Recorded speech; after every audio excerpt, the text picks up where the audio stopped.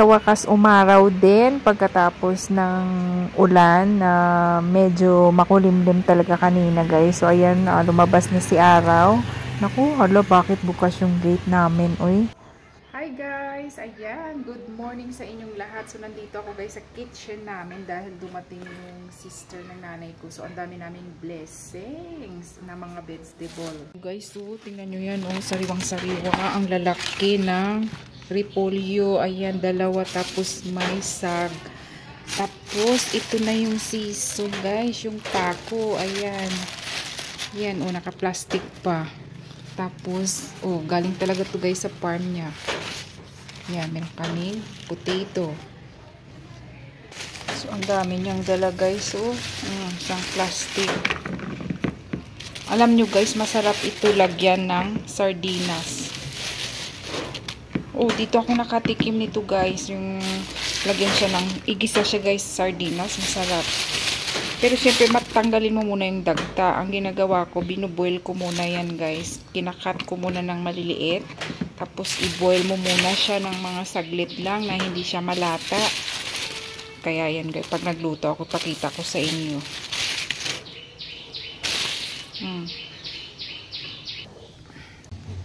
Yan guys, so marami pa kaming potato. So ngayon nagbigay ulit sila. So, ayan, sariwang-sariwa ito guys, kasi tanim daw talaga nila ito. Ayan guys, ang lalaki oh. Masarap talaga yan guys. Kasi sariwang-sariwa, galing sa farm nila. Din ito pa oh, dala ng sister namin kahapon. Yung kapatid ng asawa ko guys. Ayan, dami naming gulay ngayon, kaya hindi na kami bibili. Ayan guys, so ito na yung repolyo, yung pinakita ko kanina sa inyo na bagong dating ng dala ng ano, ng dalawang matanda, yung kapatid ng nanay ko galing sa village. Tingnan nyo yan guys, sariwang-sariwa. So ngayon, bala ko ngayon magluto guys ng, parang nag-crave ako sa sinigang. So since kami lang dito ngayon ng mga bata, at yung nanay ko, aalis siya at kakain siya guys sa labas. So naisip ko, ano kayo magsinigang kami, kasi paborito talaga ng mga bata guys yung sinigang. Pero naisip ko, yung aking mga ingredients dito, ay para siyang pang ano, panglaga. Pero gusto namin ng sinigang guys, kaya kahit na ano na lang. So ngayon ang gagawin ko, itong repolyo ihalo ko doon sa aking sinigang. Kasi magiging sinigang din yan guys, as long na maasim, 'di ba? Kasi kami naman guys kakain, kaya okay lang naman. So ngayon, ito meron ako ditong sinigang mix na galing pa to sa tinitipid-tipid ko to guys, kasi galing to sa Brunei dati sa sister ko. So ngayon, sabi ko padalhan mo ako ng mga sinigang mix, kasi talagang time to time nami-miss kung kumain ng sinigang ba. So sabi kong ganyan. So ito guys, sinigang siya sa gabi. So nilagyan ko rin guys ng gabi, no. So lutong patsamba na lang ito guys, kasi kahit na ano na lang, basta ang gusto kasi yung makahigop ng sabaw na medyo maasim-asim, di ba? Parang nakakamiss yung sinigang. So ayoko naman guys bumili pa ng okra or ng radish, kung saan yun talaga ang lagi kong hinahalo sa sinigang, o kaya long bean. Since na guys, marami kaming vegetable, kaya ayoko nang bumili kasi sayang din ito guys, 'di ba? So total kami lang naman kakain, ay okay lang niya. So ayan, hihiwain ko muna ito guys. So, talagang ang ganda nito oh. Talagang sariwang-sariwa siya, 'di ba?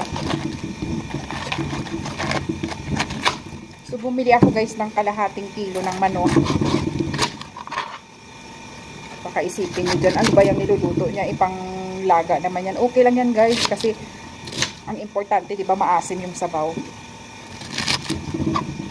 Naubusan na kasi ako ng okra eh. Kahapon bumili ako ng okra, naluto ko na.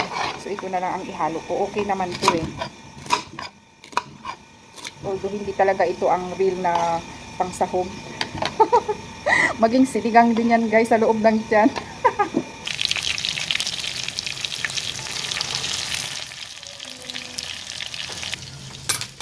Tingnan natin yung ating sinigang. Wow. O, di ba? Sino makapagsasabi na ang ingredients ay panglaga? So naging sinigang dahil may carrots at saka potato. Tikman muna natin ito, guys. So luto na yung ating chicken. Patay na natin.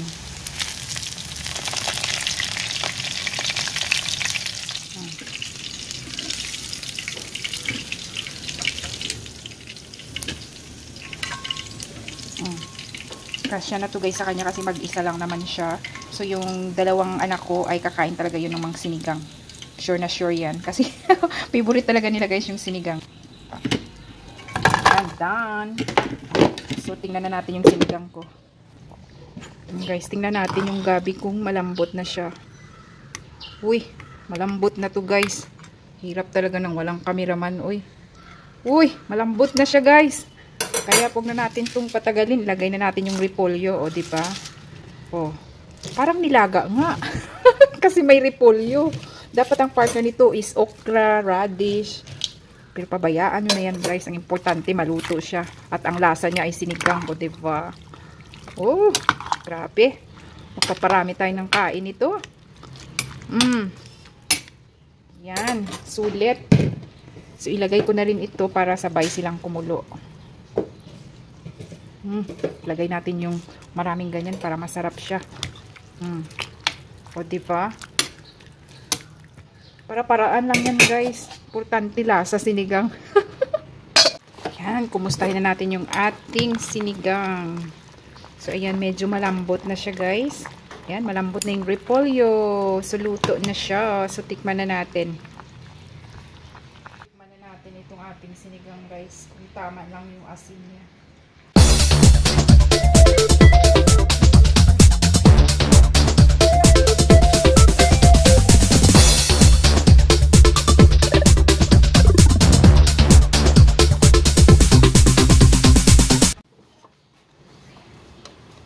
Kain tayo guys. Sarap. Kamay taklaga ako. You want to use your hand?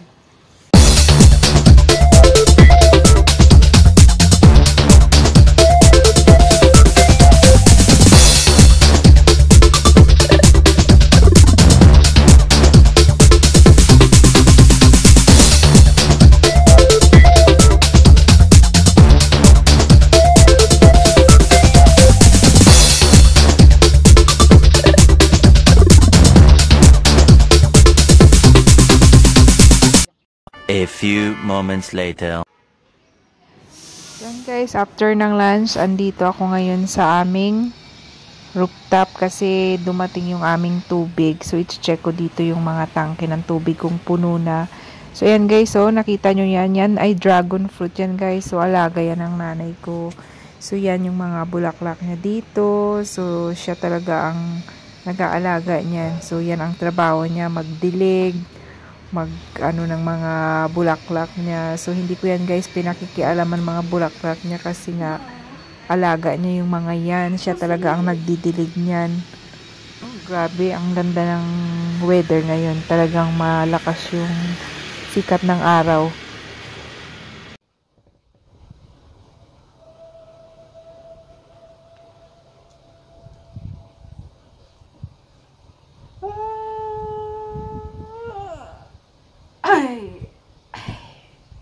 Ang sarap naman guys ng makarelax-relax, no? Yung feeling mo tapos na yung trabaho mo, tapos eto ka, manonood ng TV, o hahawak-hawak ng mobile. Ay nako. Yan lang naman guys yung ating mga maliliit na happiness, 'di ba? Kasi nanay tayo. Tulad ngayon mag-isa na naman ako dito, wala yung anak kong dalawa kasi pumunta sila ng school. So, ngayon, may mga sariling mundo kami guys ng nanay ko doon sa taas. May sarili siyang mundo doon. Ako may sarili din akong mundo. So, ngayon, pag sarili ko yung mundo, ito yung aking best friend. Ayan. Tsaka ito isang mobile. O, diba? Tapos, nood-nood ng TV, nood-nood ng vlog. Hindi naman tayo guys maka-TikTok dahil close na ang TikTok sa Nepal, o, diba? Pero, may mga paraan pa rin para mag-TikTok tayo. Pero this time guys, hindi talaga tayo pwedeng mag-TikTok. Uy! Saka na lang tayo sasayaw guys pag medyo okay na yung ating kalungkutan, 'di ba? Kasi pinipilit nating sumaya ngayon, makalimutan natin yung mga past na nangyari na nagbigay sa atin ng kalungkutan. So, for the meantime, ito na lang muna guys yung mga maliliit kong kaligayahan, no? So, yun, pahinga-hinga muna tayo. Actually, gusto kong umidlip kasi parang inaantok ako guys. Kasi parang may sipon pa ako dahil nga dito sa weather namin. So, ayun. Gano'n na lang ang ating routine dito. Ang hirap pala guys, no? Ang hirap pala guys na yung, ano, yung mag-isa ka lang sa bahay, home alone ka. Diyos ko, kung hindi mo kayang libangin yung sarili mo, marami kang maiisip na mga bagay-bagay, 'di ba? Kaya darating talagang araw guys, no, na darating talagang araw na tayo ay mag-isa. Ngayon pa lang guys, sanayin na natin na mag-isa tayo dahil kahit may mga anak tayo, minsan hindi natin alam, 'di ba, yung buhay. Darating ang araw, mag-asawa sila, pupunta sila sa ibang bansa. Ikaw na nanay, maiiwan ka na naman sa bahay. O 'di ba? Kaya hindi natin talaga, darating talagang araw na 'yun na magiging mag-isa tayo sa ating buhay. Kaya yung mga ano na 'yan, sanay-sanayin nyo na. Sanay-sanayin nyo na yung sarili nyo. Kaya ngayon, pag sinasabi ng mama ko doon sa Pilipinas na mag-isa na naman ako dito, ngayon guys, ramdam ko na kasi tingnan mo, hindi pa ako ganun katanda. Feeling alone na ako sa bahay, tulad nawala na si hubby ko. Tapos yung mga anak ko naman, pag nasa school sila, isa talaga ako guys. Wala talaga, no choice. Kailangan talagang mag-isa sa buhay. Kaya ito, hanggat may time ka, mag-relax ka din. Huwag na lang puro trabaho, guys. Mahirap magkasakit, oy, mahirap.